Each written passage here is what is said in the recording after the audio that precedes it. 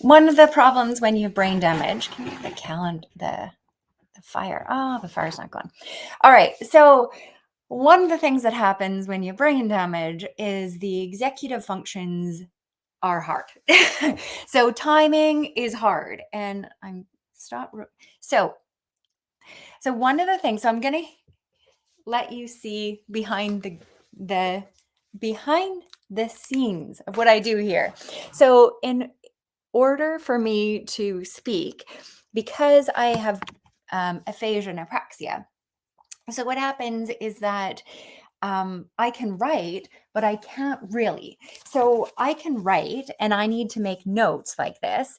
So I can write and notes. So because it's really hard for me to read. Because after you have aphasia and apraxia, I can read, but I can only read for about an hour a day. But if I write and I doodle at the same time, it makes it easier for me to write. So, in order for me to write, I have to write down all the words that I might disappear so that I can speak. And I love to have this little doodle while I'm doing it. So I haven't had the time to download them and put them in. So I made my little doodle and they're sideways. So that's great. Oh my goodness gracious. Thank you for your grace as I'm trying to do this. So I made these awesome little doodles. So I'm talking about Jasmine Star. So she's living right now. Forgive me, talking to me is a little bit like a game. And I don't really like the light here so much. Okay. But I have all my notes on the floor. So we're just going to have to deal with this. Wonderful. Thank you for your patience. Okay. So in Jasmine Star, they're living. She's in about 6 hours, you can buy her course and you get to coach with Jasmine Star and all of her tools and all of her pieces to make things easier. All right, we're gonna nailing this thing. Okay, so Jasmine Star. Oh yeah, that one didn't work. Because when things don't work, you just keep going. As an entrepreneur, you find a way. This is how business works. I'll find a place here. Okay. Ha-ha! It's working. Okay, so Jasmine Star, she was talking about there's two different types of entrepreneurs. There's the what's that word she used observer. She used the observer type of entrepreneur. Those are the people that we learn and we you learn and you put all the stuff that you learned and you put it on the shelf and you go, look, I just did this. Now there's something when you're learning, it's safe. So people don't need, oh yeah, my nails, this is nailing. Yeah, nailing it. I got everything perfect. And the other type of entrepreneurs is the the ones that actually act. But what she doesn't talk about is that there's actually a third type of entrepreneur. So the third type is like me. And when you're disabled, you want to hide. So I'm the person that I love to learn because it's safe. I do act, but I'm not able to do it. And what happens when you try to do things and you're like, this is exactly what you do. And you're just like, I can't. And this is embarrassing. This is freaking embarrassing that everyone else can do it and I can't. So it's embarrassing and I hide myself and I need to meet new tools. And for other people to see that I'm different, freaking, and to see my signs and to show people that I'm doing things and I look differently is freaking so embarrassing. And being embarrassing gives me more signs, more symptoms. So when I talk about symptoms, so when I have brain damage, my symptoms are I'm just more human. So when you have stress, that affects everyone. But when you have brain damage, everything in the world is louder. So I need tools. See if we'll do this. Okay, this is going to be sideways. I think I can change So then it stops moving my phone ring. See, like we click a little button and it makes it happen. Now it wants to do other things. So thank you for your patience. All right, we're going to get this doodles. This is totally going to be worth it, guys. Having these little doodles. Okay, so I need to find new tools. And when people told me that you can't, they're like, Melanie, your brain dam is too much. You can't do it. And I said, okay, let's find a way to do it. That's how an entrepreneur works. We need a community. I need people to have their grace. And I'm inviting other people to help me on this mission because it is embarrassing. Like when I started dating, I thought, okay, I'll just tell people I'm disabled and no one want to date me. Well, it turns out the more vulnerability in telling people this is what's wrong with me. What's so interesting is that people don't throw me away. Instead, they go, oh, that's interesting. And then they tell me what's weird about them too. So it's super interesting. So I'm inviting you onto this mission to enable to me to do it because in the universe, in the hospital, they told me, Melanie, your brain damage is too much. You can't run a business. And I said, okay, because as an entrepreneur, you go like, tell me why. And then you make a list of why you can't do it. So you need to run a business that's stress-free. Like, okay. So then I interviewed 50 coaches. Like I looked up 50 entrepreneurs, business coaches, and it came down to about 10. And then I interviewed them. And that's when I found no, that's the wrong word, James' webinar. And I took his course over and over and over. And then I found another coach, and this coach to teach me to speak on stage. And each one of those things, I learned new tools. And as an entrepreneur, you're always looking for the script. You want to respond. Okay, here we'll use my doodles. We'll do these ones because yeah.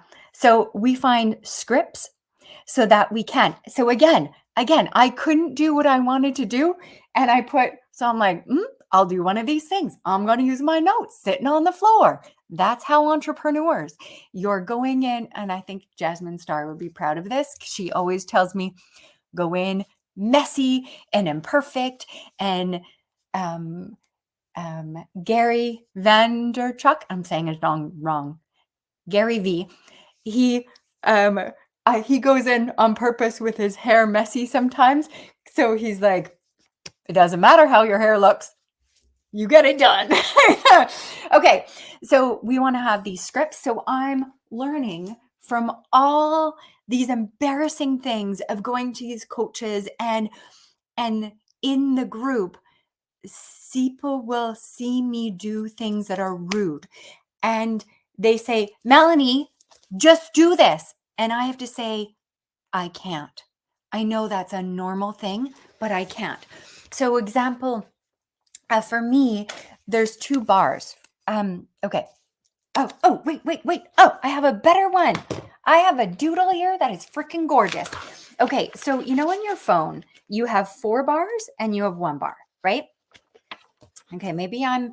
Okay, I'm trying to make this perfect and we don't need that. So when you have 4 bars and I have 1 bar. So when you're driving your phone, when you're using your phone and you're driving through the mountain, and when you have 4 bars, you can call, you can do everything. But when you have 1 bar, you can still call, but you have to speak really slow because the processing is really slow when you have 1 bar. So the same way that I'm a smartphone, but I have brain damage.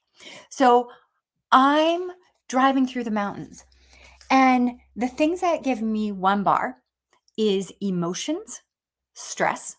So all those normal things that happens to a human of stress affects us, the emotions, being triggered, not having enough sleep, not eating enough. So I can do everything to get prepared. So before I go live, I'm going to take a sleep for 1 sleep cycle, 2 hours. 2 to 4 hours before. So I'm prepared. I'm going to eat and I'm have get rid of all stress and I will take all the extra emotions going on.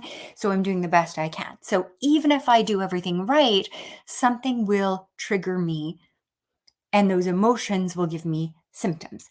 Now, those symptoms will make me look drunk. So I have aphasia and apraxia. So one of them means that I couldn't control my body from my neck down.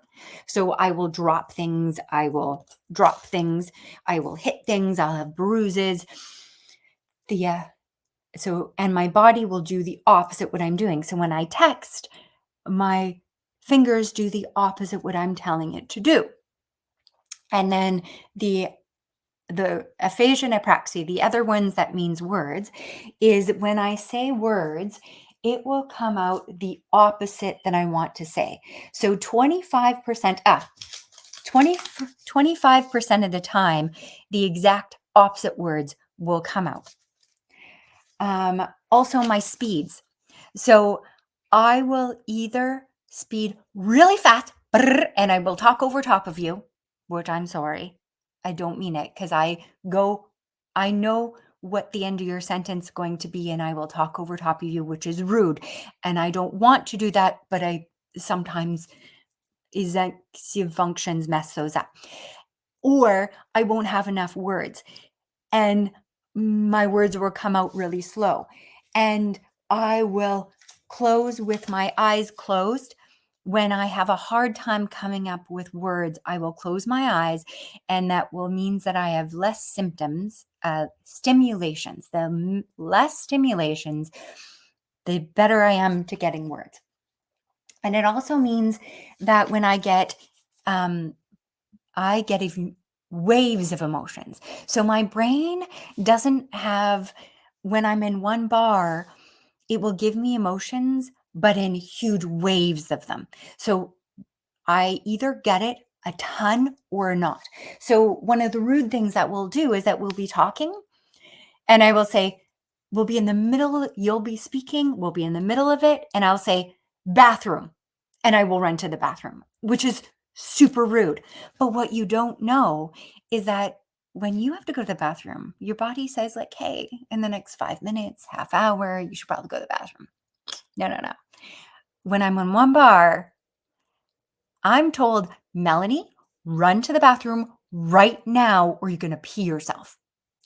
And that's the amount of warnings that I get. So we're in the middle of conversations and I say, I'm going to the bathroom. I need you to just accept me that I'm running to the bathroom. And I want you to celebrate like, damn, I just went to the bathroom on tone and I didn't pee myself. And if I did pee myself, I need you to not say anything about it because I can't control that. I haven't yet, but. And then when I come back from going to the bathroom, I can't remember what we're talking about. So when I come back, what you can do is remind me where we are and give me a breath, then I can catch up. And that's processing that we're talking about. So that gives me a little bit of loading, like loading, give me a little time to catch up, that loading, that little thing. So when I come back, and I want you guys to pretend like no big deal. So none of this anger, you're rude. I'm doing the best I can. So I need to educate you to that. So I've done everything I need to get prepared. I've done everything prepared.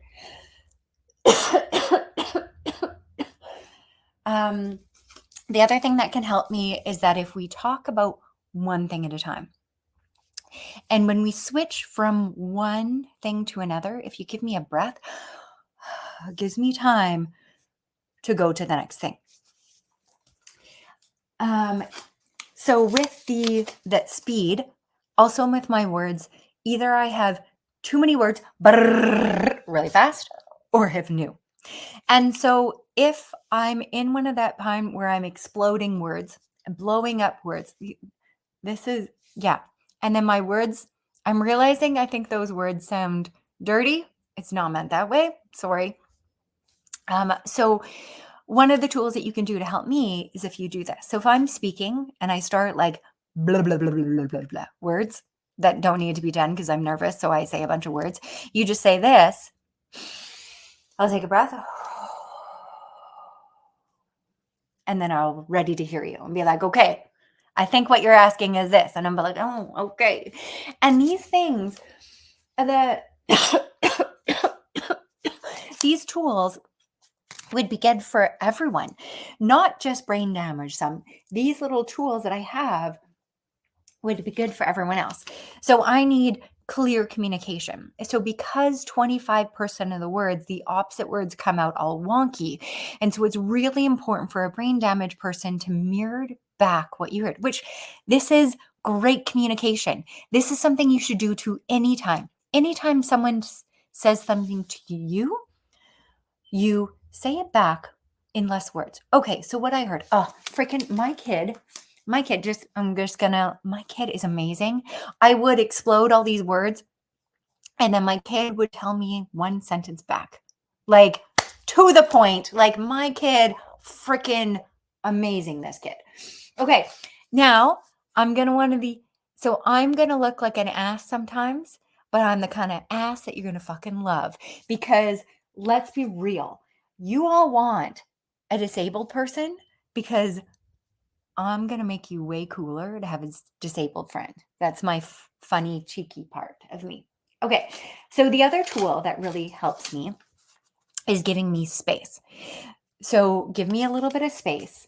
And there's two tools, pause and stop. So sometimes my processing, yeah, isn't that so sweet? Like, look at this technology shit, man. Oh, yeah, we should talk about my swearing.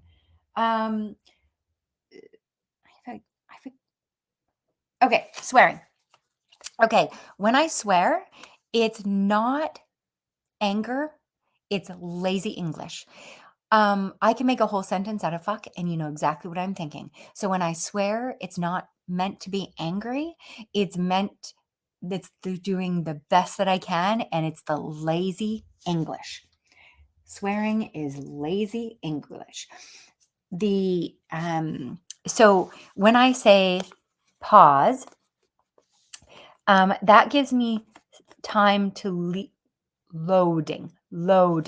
So when you're doing something, it feels like I get overwhelmed and I have so much information. And if I say pause, it gives me a time to catch up. So pause means and you do nothing instantly. You don't say anything. You shut up, nothing. Wait, pause. And I get my processing caught up. When I say stop, that's more serious. That means that there's symptoms that go on. So one of the things that I want to point out is saying pause or stop is not meant to be rude.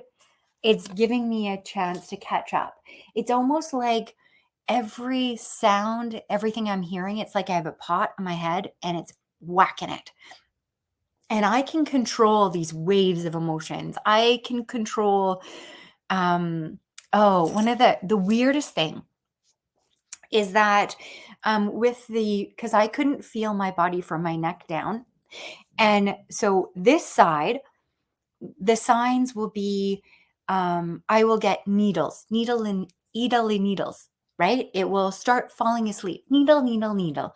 And I'll be like, oh, but what happens if it starts making this to fall asleep, or it'll like shake or do stuff like that, and I need to meditate and I turn it off and then I can go forward. But it also tells me that at a certain time I need to stop, because if I don't stop and I get rid of stimulations and I sit in the dark and do nothing, it gives my brain time to rehealing this, and then I continue to use this arm. But if I don't listen to this sign and I keep working, my brain will turn off this arm and I will never be able to use that arm again. So when I say that I have these limits can be permanent. So when I say stop, it's because I want to continue to move that arm.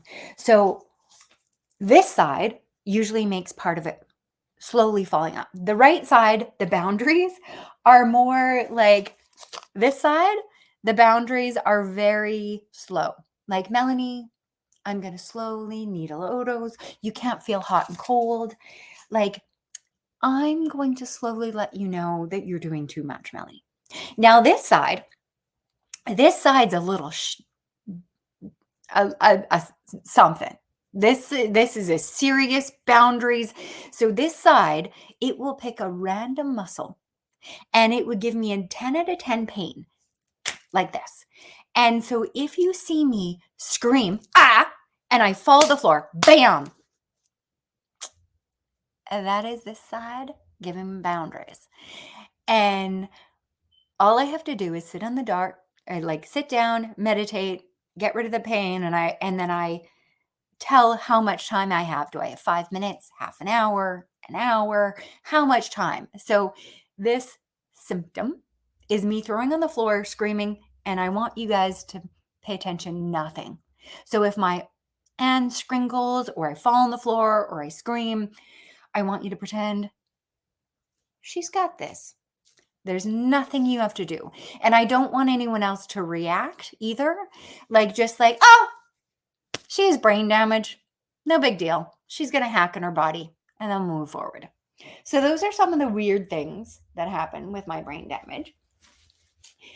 And I'm looking for people that I'm asking for those people that are willing to help me get better. And so my call to action for today is, if you would like a download for a printout of these PDF. So there's a PDF for me, things that make Mel better, or I can make a PDF for what would help a neurodiversity anytime you meet someone. So these are specifically to me. When you have brain damage, our brain controls everything. So each brain damage, you have to ask them, what do they need? What does that mean for you? What I can do to support you? And if there's one thing you can take from this, if you meet someone that they look drunk, maybe they're drunk, might be brain damage. But if you see someone and you ground yourself and you slow down your words just slowly, they can hear you. So for me, when you say a 4-syllable words, it's like each one of those syllables is a ball that you're throwing to me. So when you're saying a 4-syllable word, I get it. I know it. It just takes the processing a little longer. So it's like you're throwing 4 balls. I'm trying to grab them all and I put them into my head.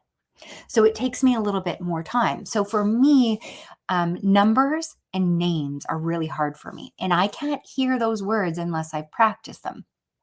So I don't know why, but numbers and names, if you have a little breath when you say a name, forgetting those processing, and 4-syllable words or numbers, if that gives me a little bit of breath in between them, then I can hear them and my processing better. So let me know if you'd like a PDF for me specifically or for brain damage, tips to help someone else. And the main thing, if you're going to take one thing from this whole thing,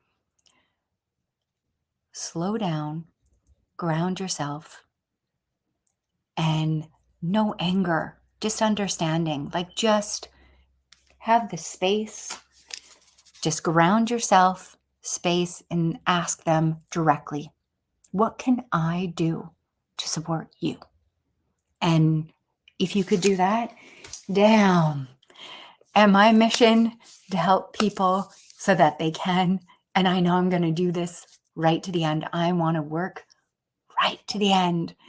I'm one of those people. Okay. And my remind you, if you woke up today, it's because we need the world just like you. No one else, like you. You can level up, you can get better. I completely recommend that. And my proof to show you I did this imperfect, very imperfect, and I got it done. So I send you love, and we'll see you on the inside. What was Zig Ziglar? He said, see you on Zig Ziglar. You should put that in the comment. If you remember what Zig Ziglar used to say, level you up. Something about like you level up. This is Melanie. These are Melanie misquotes. These are Melanie's misquotes. Zig Ziglar said, I'll see you on the inside. I don't know those words. Okay, I'm going to go now. Bye.